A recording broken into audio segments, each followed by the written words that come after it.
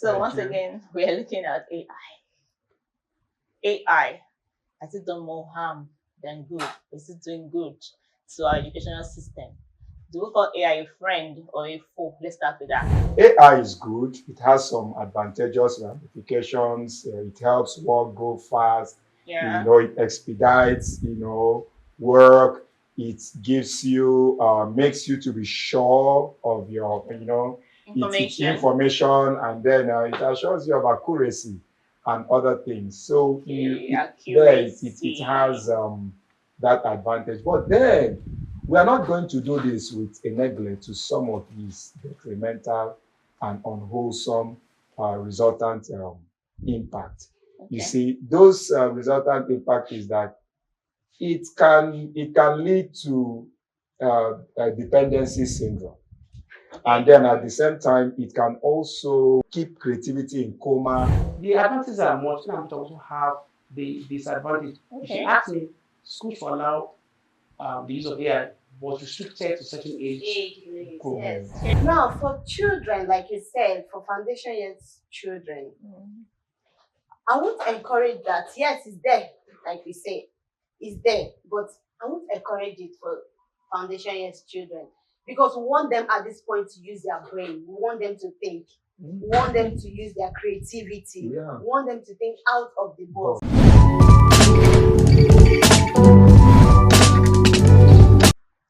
Hi everyone, welcome back to Teacher's Time Out, your go-to space for real talk about teaching, parenting, and everything in between.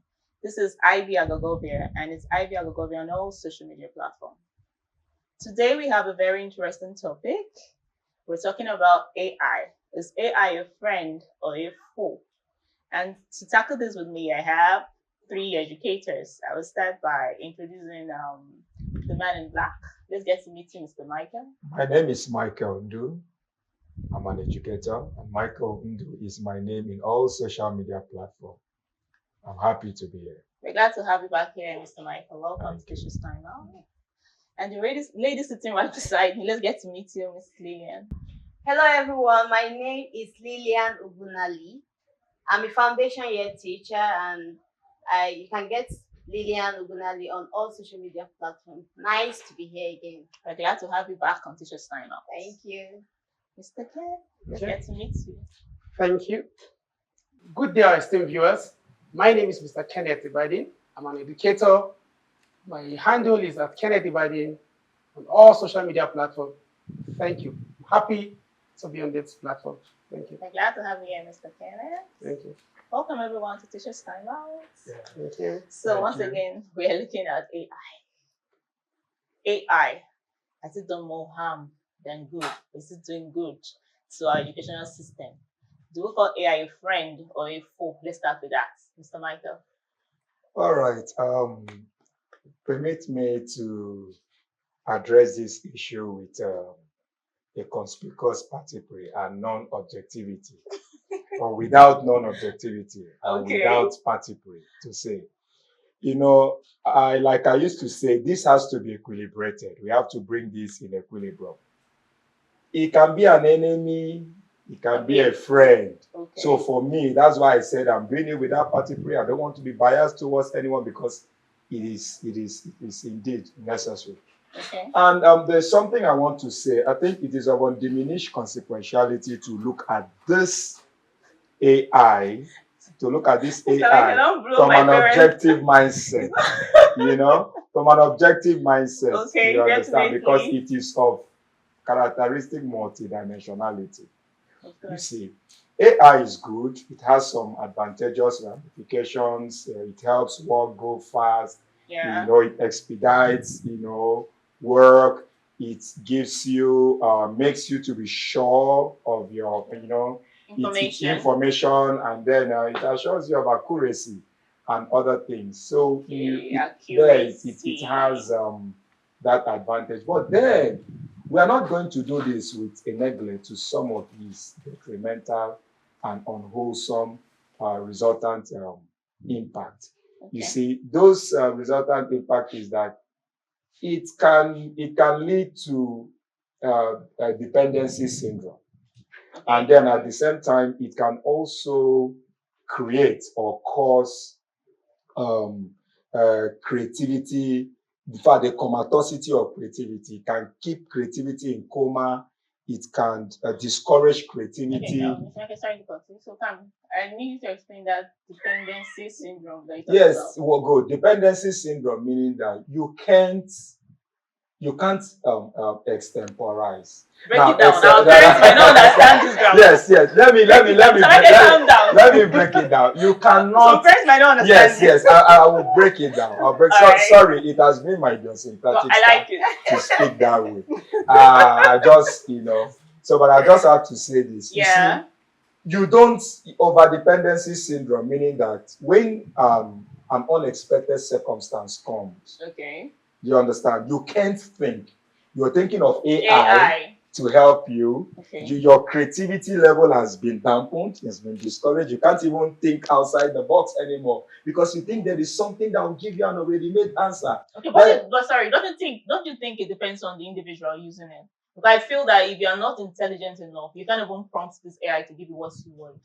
Of course, when you look at the contemporary setting of the world or look at the recency of or the omnipresence of technology. Omnipresence, oh my goodness.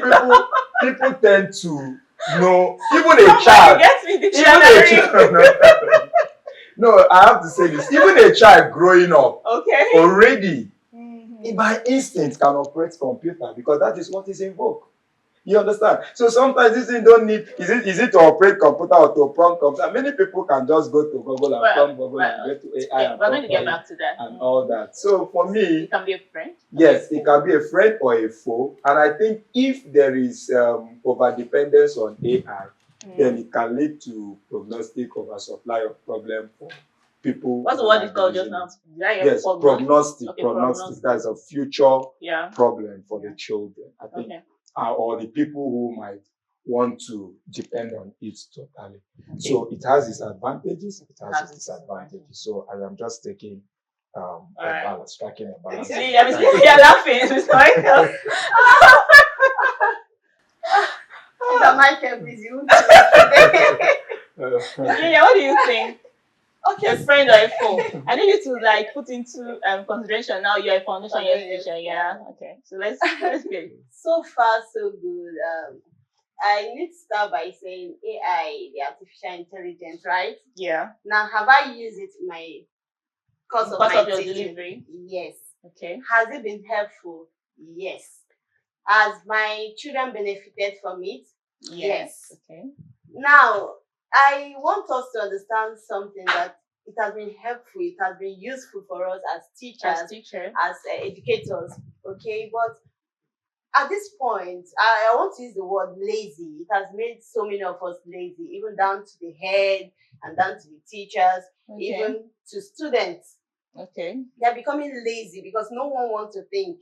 No one wants to use their brain anymore. Yes. And that's why, to me, I feel is a friend at the same time is a foe in our education system. Yeah. Okay. Yeah, just like he said. Just like he said. So now, what I think is, at this point, it now depends on the user. Yeah. How you want to make use of it. Because at this point, nobody's ready to think again. You get a teacher, because AI stuff is very fast. It can deliver your work as fast as possible. Now, we should also understand that these are people that have put this thing in place, okay? It has been there for a very long time without we even knowing. AI is something that I say is a learning tool. Yeah. That's what I see it as. Just the way we have the Google, which is the search tool, okay? So this is also a learning machine that has been there over time. It's what we have been searching and what we have been delivering that has been over time. That this has processed, and at the end of the day, it can give you whatever you want to achieve. Now, for children, like you said, for foundation year children, I won't encourage that. Yes, it's there, like we say, it's there, but I won't encourage it for foundation year children because we want them at this point to use their brain. We want them to think. We want them to use their creativity. Yeah. We want them to think out of the box. Okay, they don't need to start depending on this. And that's why when you get to year one, you won't encourage the child to use the calculator. Yes. You know it's a machine. It's a machine. So you advise the child to use the calculator. Yes. But when you get to secondary school, you now advise the child to use calculator because it's an advanced learning at this point. Yes. At this point, you won't ask a student who is about writing WAEC to spend the whole 1 hour or 2 hours to start doing practical. So at this point now, you cannot introduce that. Okay, why don't you use the calculator to make your work easier and faster? So for foundation years, yes, they know the computer, yes. But they shouldn't just depend on that. Like, okay, this is what we should do all the way. So that's why I see AI as something that will help your thoughts, not to help you think. Yes. Yes. Right. Yeah. Like that. Help your thoughts. Yes.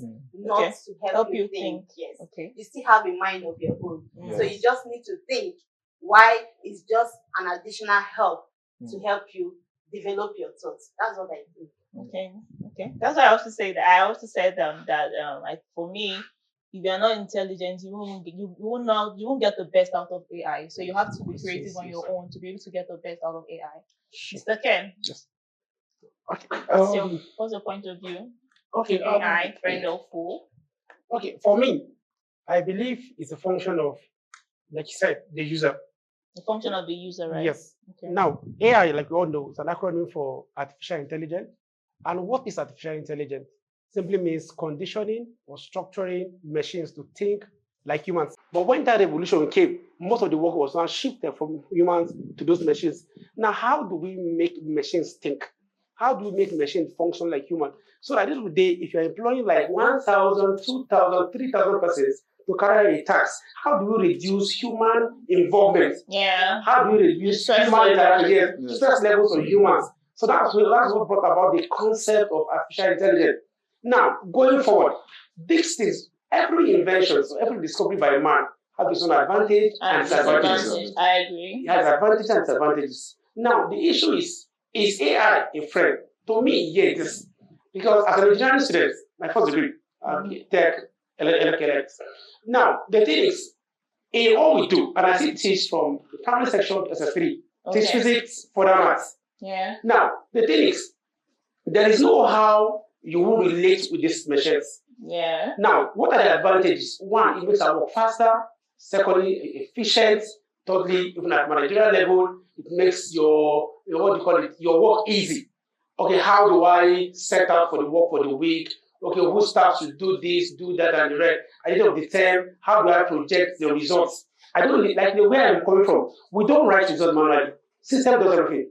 Both the statistical presentations, computation of results, and everything. No human interaction. You're just input the data. The machine does everything for you.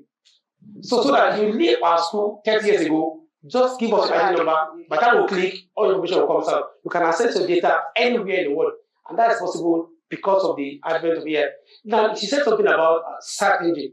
Do you know nowadays, even your Chrome, your Google Chrome, when you start any question, the first aspect that gives you answer is AI. AI, yeah. It's the AI that gives you answer before the manual, the other part of it. Yeah. So meaning that in every aspect of our lives, AI is taking over. In every aspect, whether it's manufacturing, whether in every aspect, there is no aspect you don't have AI. For me, I feel the advantages outweighs the disadvantages. That's why I talked about the issue of the user of the AI. Now, if you allow those machines or those things in the hands of a lazy person, like I said, the issue of dependency syndrome will come into being, meaning that you can no longer think or function without the aid of those things. Yeah. There are a lot of kids in class these days who any assignment you give them, they won't do it. They are looking for AI assignment. There's this app, I have it on my phone. It's called AI assignment AI. Are you serious? Yes, it's on my phone. I'll show you later. It's there. Every question, you have answers to every question. Just snap the question, it solves and gives you, whether it's English, whether it's chemistry, whether it's physics, whether it's math, it gives you the answer. So because of that, when you give homework, nobody wants to think again. So it makes students lazy. Very lazy, very lazy. I can tell you, when I go to my class, when I'm teaching chemistry, you ask a child SS2 to outline the first 20 elements in their order, from hydrogen down to calcium in 20. Most of them can't say that, but just give them work to do, and you're not there. In thinking of an eye, you'll get it. But they come to class with their host. So they check and they check the answer and write for you. Now, that means that, in that aspect, yes, I won't say AI is bad, no. But for that child, that is supposed to be in his head or inside his head, but not in the machine. Now, number two, it makes the advantages are so enormous that time we don't allow us to start listing all of them out. Talked about the issue of efficiency, the issue of accuracy, the issue of management. It makes your work well managed and well presented and stuff like that. If you ask me as a person, as an educator, I will tell you that it ought to be inculcated into our learning, but that it needs to also be controlled. Just like I said, it's not there should be an age limit where children should be exposed to those tools and age limits. For example, there's no need for you to even give a child who's in JSS3 a calculator. I teach JSS3. We don't allow kids in JSS 1, 2, 3 use calculator for anything. You start using your calculator, whether it's FX991, any calculator you want to use from SS1. Even so, there's a certain tests you write that we don't allow you to use calculators also. Okay. So to me, we feel, okay, why will you be using calculator to say multiply 40 by 30? Why do you need a calculator? You should be able to do those things by yourself. There are a lot of kids who can't do that because you don't know. Why would I stress myself? How many times my child will tell me, Mr. Ken, why would I stress myself? Instead of punching my buttons. And why do teachers like stressing children? How do you like the crude or the mechanical like? This is 25. Just press the key part of your phone and that answers to what you're looking for. To me, it's still a friend. And we also know the negative aspect. There are so enormous. There are some ethical issues. We have health issues. We have data, what you call addiction. We have data breach issues. You know, sometimes when the more you browse, the more this machine has access to your information. And you don't know who's at the backbone. Somebody has a backbone who can use information against you. How do hackers access people's accounts in the bank? It's because of those data the banks have with them. It's all those data that you have that they now use against the owner of those things. So the advantages are much, and we also have the disadvantage. If you ask me, schools should allow the use of AI, but restricted to certain age groups. Yes. Okay, Bob, now we're looking at basically as educators using the AI to make our work more efficient and more productive. So let's look at teaching methods. Can we say that AI has affected our traditional method of teaching? Can we really say that? Sure. Okay, how is it? Miss Lydia. How it has affected the traditional teaching methods. Traditional teaching method. It somehow it has, and the other way to me, I don't think so, because the children we have now, they are born into this generation of AI. Okay, so you don't expect you want to teach a child that is exposed maybe in this part of the environment or the world, and you want to tell the child about the well, for instance. You know, those days you fetch water through from the well. So you want to explain to a child, and you are going, okay, we dig a hole, you give the hole some dirt, some, to get water. The child will like, what are you saying? What the hell are you saying? With the help of this AI, you can just project it, you can just give them pictures and everything. They'll get, okay. You can even show the process, how it's done, how you can get this, So, but unlike before, you say, okay, you have to go through this process, you have to teach them this, but AI in that part has really, really helped.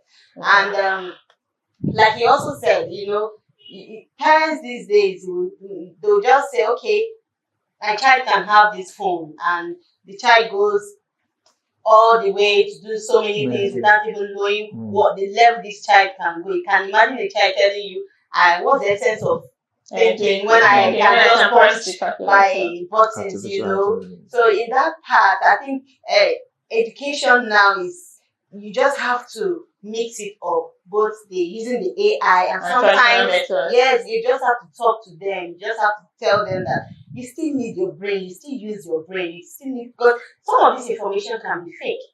They can be wrong. The way I will get my information from AI is different from and the same information we really want to get, but the way to process and give it to because of the prompting, the prompting is different. So if you are not careful, you get everything wrong, and at the end of the day, you still be saying, I got it from AI, So it needs to be managed. Parents or teachers need to also talk to the children, lecture them, make them understand that you must not depend on this. So that's the traditional part.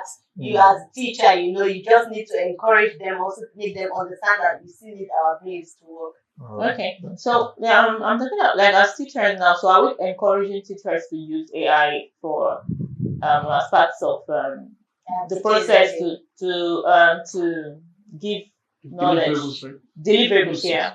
Okay, as teachers, like I said, it has been helpful to me, but it still now depends on how you use it as a teacher. Okay. Because at this point, I'm so scared of 10 years of teaching as a teacher. As in the next 10 years, okay, what will become of us? Because, like we say, it's an advanced way of learning.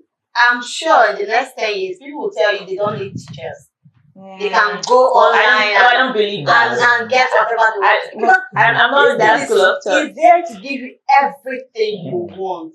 And people now are beginning to, okay, if a child can tell you what's the essence of using my brain when I can just punch this, the child can still tell you, I can get every information I want to get studying about a particular course. And you can even get apps where you can even download those certificates. And you're now you have to do put in some work, right? So as teachers, so we need to be on our game.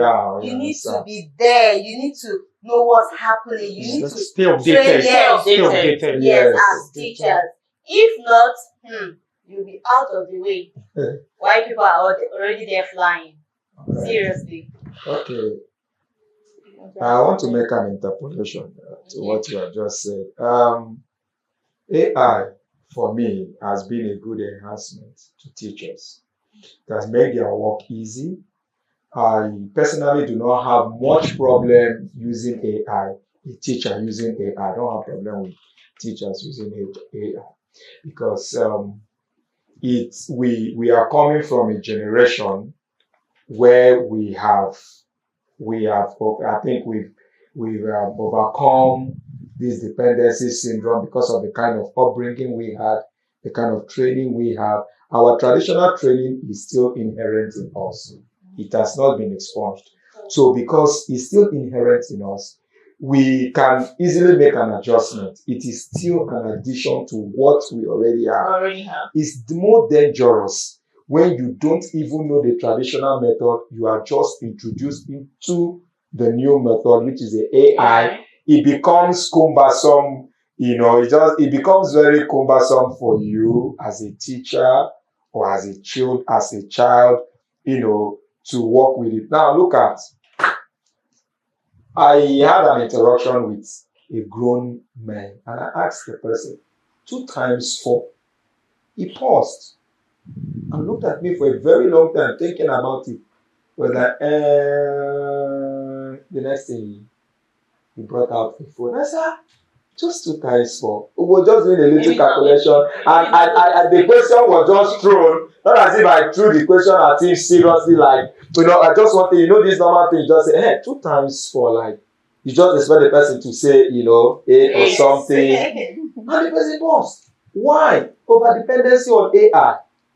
But people like the teachers who already have this training, we've been taught to be dependent on ourselves. We started 2 times table. I know how we used to sing it as song when we were growing up, 2 times, 1, 2, 2 times. So we make it, enjoyable. But nowadays, children just feel, what's the essence? Just like you said, why should I do it? So I think it's now it's now boiled down to the teacher, how you use it and how you use it in your learning process and how you go about using it to the children. And all that. And I discourage teachers who introduce children to artificial intelligence in class delivery, like, instead of you doing the talking, you allow a voice to be teaching the children. Did they do that?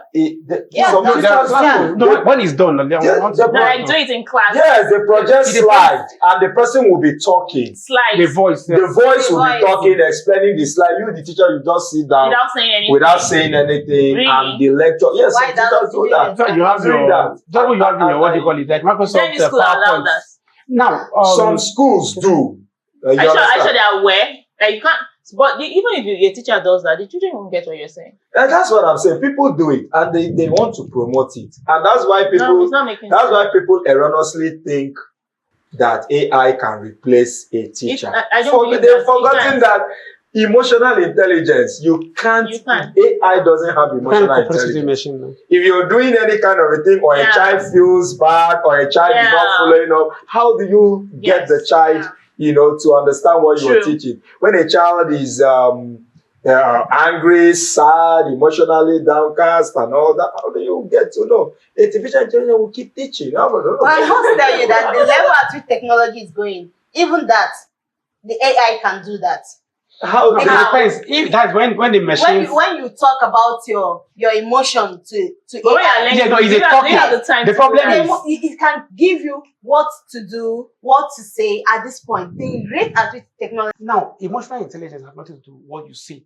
It's what you see. What you see. For example, now, if a child is downcast, or a child is not following in class, or your teacher is not following, you will be able to detect that it's you, a teacher, because of your experience, that can dictate who is copying, who is not copying. For example, in our classes, when you're copying notes on the board, a child that is making noise without turning your back, you know the child and his name. I have 40 persons in my class. 40.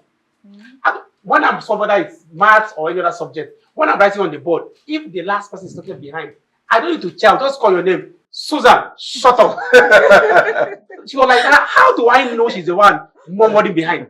I can pick their voices. Yes. Don't talk. Stuff like that. I understand. You have a lot of a lot of things, and there's a lot of deceit in human gesticulation. Let me give you an example. Somebody can just stay. Are you following? Are you following? You know that this particular person, her previous or his previous attitude is not this way. This is a vibrant person. If the person is following, are you following? Yes, sir. Are you following? Yes, ma. You know this person is able. And AI will not detect that previously, are you following is always, yes, sir. Yes, ma. But are you following now? Are you following now? The AI just only sees that you are following. Yeah. It cannot, that's why the emotional intelligence cannot be displayed. That's why I say this AI has been there. Yes. They've been monitoring and observing our real-time experiences. What we do, what we've been doing. So they monitor. It's just like I was going through a commentary when I saw some technology. I think it was it in China or Japan? I can't really remember. That when I snap using my phone, okay, you can just look at it and pass information to the next person. That's Huawei. I saw that too. Yes, Huawei, yes. You can pass information like 10 to 4 hands. Yes. Without you can use your hand. You can use your hand to capture and transfer to the next. Yes, you just snap. Okay, so what kind of information? You capture, transfer. Now, maybe the pictures that is there. For example, like if there's a display, if there's let's say this is the screen of your phone, and things are there, maybe your picture is there. I can use my hands and do stuff like this and transfer it to the next phone.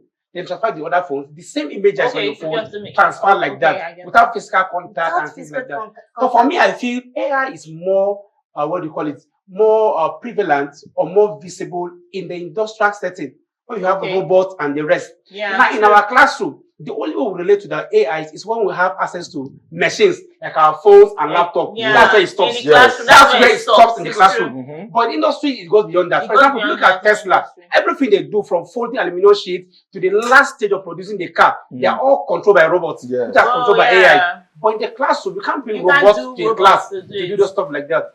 Now, what are the advantages to a teacher? Like he said, it makes our work easy, makes our work more accurate, makes our work faster. For example, I can decide to, now there are better ways of teaching. Now, there's what we are taught when we're in the university or secondary school, but there are better ways of teaching. I remember in primary school then, in the late 80s, early 90s, now when they were teaching us about prime numbers in maths, we're told that 1 is a prime number, 2 is a prime number, 3 is a prime number. But when I grew up, I realized that statement is not true. 1 is not a prime number, because a prime number must be a number that has 2 factors. 2 factors. 1 has 1 factor, so automatically it disqualifies 1 from being a prime number. Now, one advantage of AI is that it keeps both the instructor, the tutor, and the learner at the same stage. That's true. But you, the teacher and the student, you are at the same space because the access you have is what he has. That's what they have. I do lessons, I speak to you now. I do lessons for a 3-star general in Air Force. Now I speak to you. Okay. Now, when I went to the Air Force, they gave me access to their 5G information. Okay. That because the child grew in America, they still know their life outside. So when they came back, the mom was like, come, this girl, she has, as she's so inquisitive, she has questions. Now, all the gadgets, most of the gadgets you use, I can't afford them. Like, I don't like it. All our phones are iPhone, everything, just iWatch and everything. Just that Apple ecosystem. Now, the thing is that before she asks you a question, do you have an idea of the question? Yeah. So when she's going to ask you a question, she'll be at the A game. Yeah. Because anything you say, she wants to counter what you have said. So that anytime you're coming to the class, you must be 100% ready. Yeah, you have to be just ensure that you don't embarrass yourself. So ensure that when you're coming to teach this girl, make sure that you are fully ready. Now, so that both yourself and the child, like when you teach kids at the secondary school level, when you are teaching them, you appreciate the fact that, please, as I'm coming to this class, I must be fully ready. And one of the tools that make you fully ready is that AI. Sometimes you give kids homework to do. And let's say there are 3 items as the answer. Maybe, let's say, for example, the currencies we use in Africa. Maybe the book you have really have maybe Naira, Sefa, maybe a dollar, for example. Yeah. That we have in the textbook. A child might write something else. Now, if you mark that child wrong without searching for other answers, and what gives that privilege is that AI. Okay, if you search other currencies in Africa, you see all of them will come up. Now, apart from part of those things the child have to is among those items that AI listed. But you, in your mind, you feel that answer is wrong.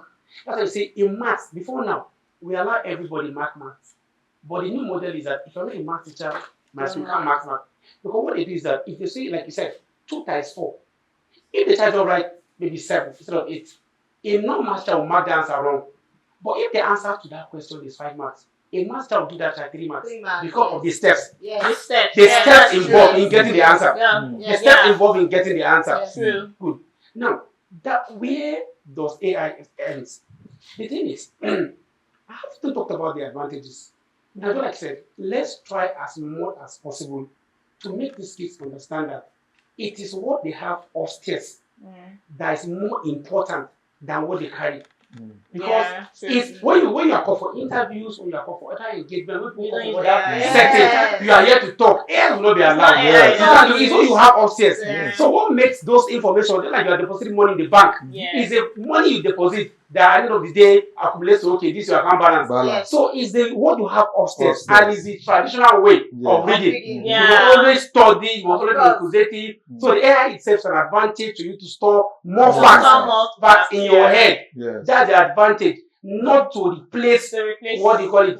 No. People, kids or learners must also always be encouraged to sit up and do the needful.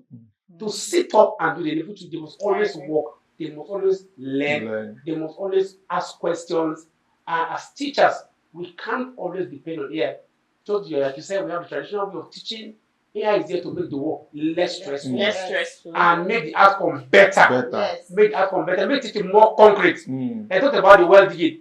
Now, if I'm saying, okay, to dig the well, you need to do a cycle, keep digging the soil. You see, I'm talking theory. But when I show the child a picture, or I take him out and say how it's being done, those things, images stay longer with children than when you're even an adult too. Maybe there are things you were told in church 2 Sundays ago, or 4 Sundays. You can't remember all the lines of the sermon. But you can remember a woman that came to share a testimony of how she was battling for 30 years and God gave her a set of twins. Because you were there in church, you can see the woman, you can see picture her and stuff like that. So that's the things that AI comes to do. We help our teaching more concrete and long lasting. All right, thank you. Valid point shared here. So I want us to, even at this time and age, some teachers don't know that AI can be a very useful tool to them. So I'm sure also from what we are saying, everybody here use AI for for our jobs, right? So how can we let teachers know how they can leverage AI to help them give maximum input into their work, and probably share apps that they can use to make their work easier, better, and more productive? Sorry, let me take this. Okay. Now, my question is, you see, like we discussed before we came on set. Now, the thing is, you see, a whole lot of factors come to play. how much do you pay a teacher? How much what? How much the teacher paid? How much he paid? Affordability Affordability of the gadgets. Gadget and data. No, those things are very important. They are very important. Phones are not cheap. Yes. We talked about the fact that AI is limited to laptops and phones for the classroom. Phones are not cheap. And it's not every hard phone that can do that work. My Torchlight now, I don't know, I didn't bring it. But my Nokia Torchlight can't do AI now. It can't do AI. And it's not for you to have, to maximize AI. You need good phones. Yes. Brands, iPhones, Samsung, and the rest. Phones that don't hang. And you have to have fast internet. Yes, now. You have to have fast internet service. Yes. You have to have good internet service. Very important. It's not just any network. For you to enjoy AI, that internet service will be very efficient. Very good. Are you saying are you trying to tell them through this episode that school owners should provide that? Is that no, some schools actually provide computer labs where teachers go to make inquiries. They have but they are not mobile. Yes. Now that's what I'm talking about. Issue of the FM. Yes, you need to have some schools provide data for most browsing and all that. They even most of them don't even have access to and they give the password. The password are mostly restricted. They'll tell you that it's for the HM or the principal and some management staff. So they don't allow staff access to that, to the password if it's available. Now let's assume that they allow everybody access. That means maybe you leave that workspace or your school environment, but don't have access to that information. Yes. To me, I want to advocate for the fact that internet service should not be a privilege. It should be a right to 2025. Everybody should have access to internet. You have access to water and light. My reason is this. See, you cannot survive without data. Go to anywhere. Yes. You cannot live in 2025 without data. You can't live because there are questions you need answers to. And you need money to buy those things. So at the end of the day, when you are paying a teacher like 30,000, 40,000, then you go transfer and pay 50K. Like, what will be left of that money? That's why you see, most good teachers, you can't find them in, I'm not trying to degrade in school. You can't find them in the school in lower echelons. So we had an episode on rich teachers. So that's why I was saying teachers have to up that game. You don't depend on the normal classroom. So if you want to go far. No, surely that's why you have other avenues. There's some things so you just have to look for ways to make your job better and easier. But at the end, the work is still on. Okay, personal development and things like that. But do you know that even your environment and your location also affect your location? Meaning, I think it's if the person wants it to affect. No. Where you live affect. No, where you live also affect. For example, now she works in Guariba, and I stay in Obo. Somebody else stays working Buari. That person is working maybe Zuba. See, schools in those environments can never be the same salary. School fees can never be the same. Your earnings cannot be the same. Let's assume that even getting home lessons, the value can't be the same. Because people charge as much as 120, 150 for a child. Of course, that's what I'm saying. It depends on the teacher. But let's leave that first, Mr. Ken. Let's advise our fellow colleagues on how they can leverage on AI. Now the thing is that, like I said, it's personal development.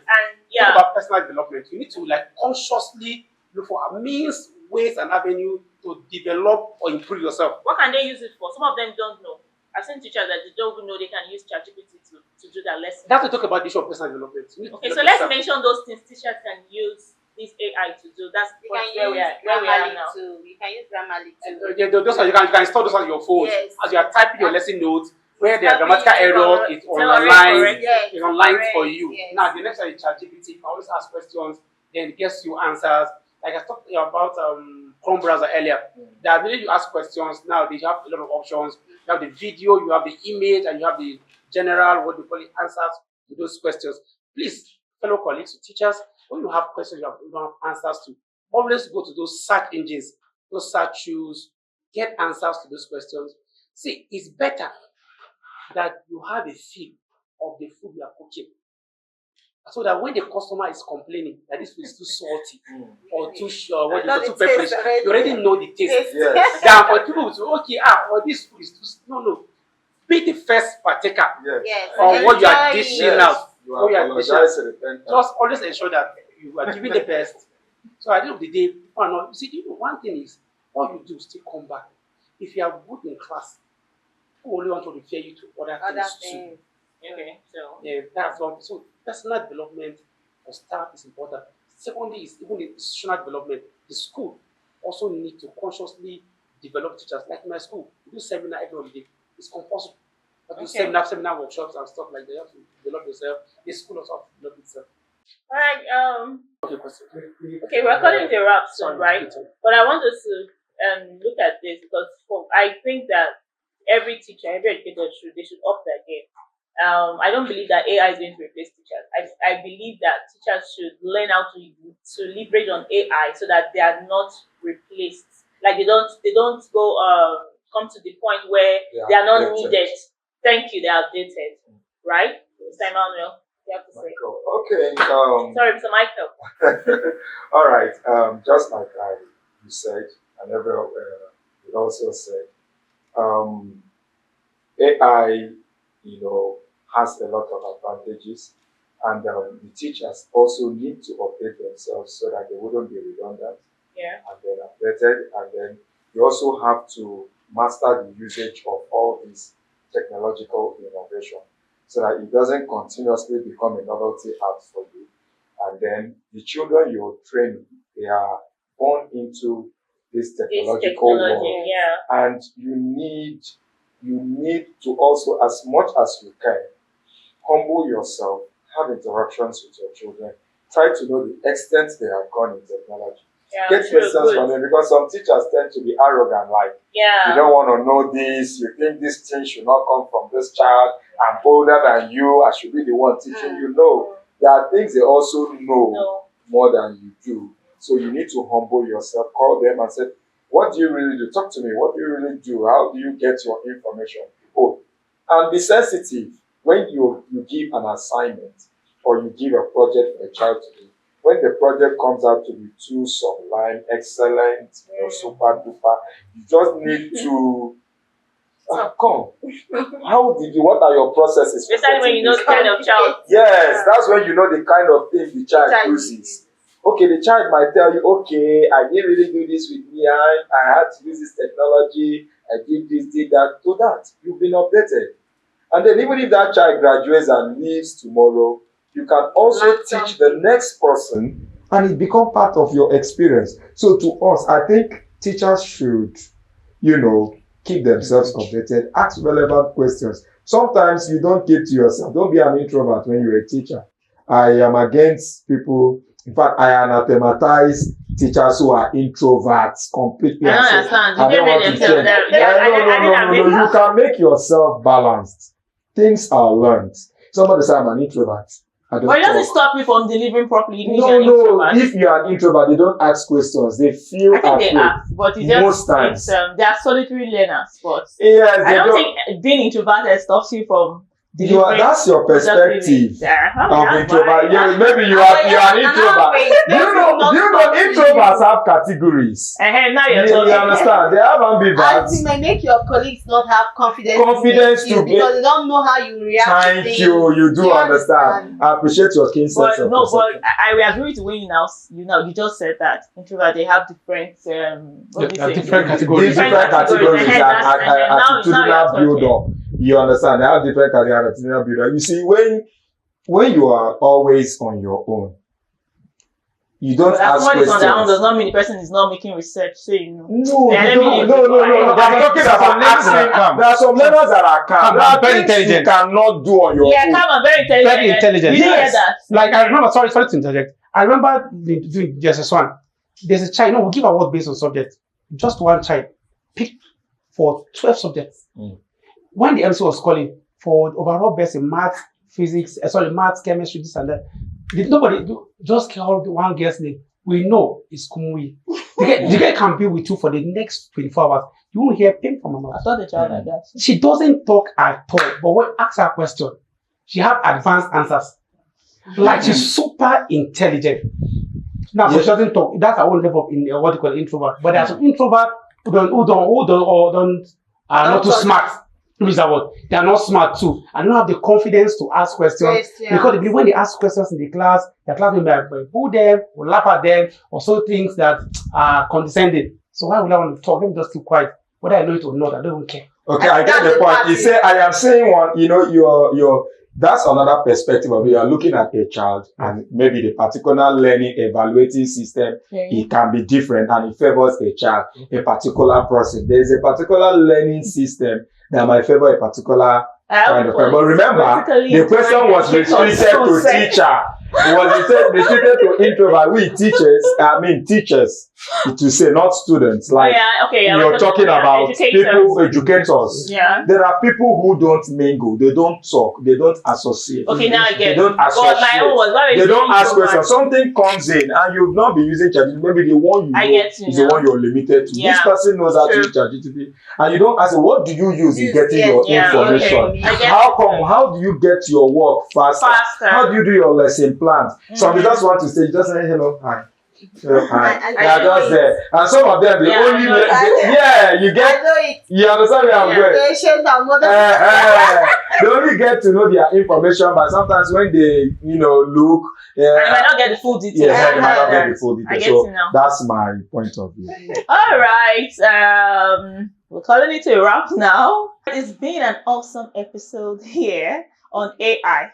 We've established the fact that AI can be a friend or a foe. So as educators, we need to know where to strike the balance. If you are seeing this, we'd like to share your thoughts about AI. Is it a friend or a foe? How do you use AI in your classroom? It's bye for now at Teacher's Time. I'll see you in our next episode. Thank you.